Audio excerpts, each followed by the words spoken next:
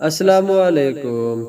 حاملہ عورت کی کے دوران حمل متلی اور کے لیے چاولوں کے پانی میں دھنیا کے بیج 5 گرام گھونٹ چھان کر مصری ملا کر استعمال کریں، بہت جلد افاقہ ہوگا۔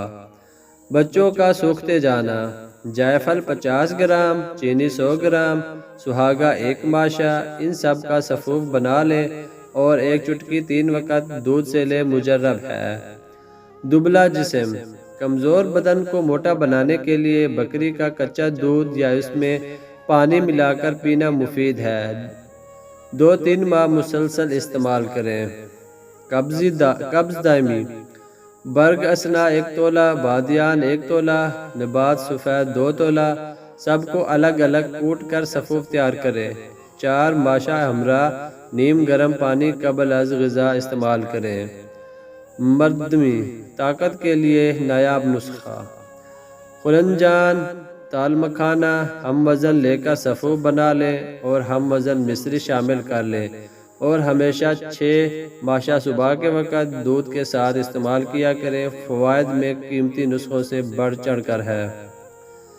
پیٹ کے کیڑے، سوتے وقت 1 سیب مریض کو کھلا دیں اور بعد میں پانی نہ پینے دیں۔ انشاءاللہ 1 ہفتے کے اندر تمام کیڑے ہلاک ہو کر پاخانہ کی راہ خارج ہو جائیں گے۔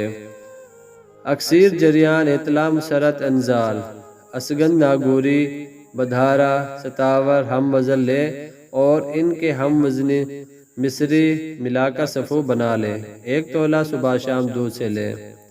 بواسیر خونی و بادی، سفوف مغز کرونجا چینی ہم وزن ملا کر سفوف بنا لیں۔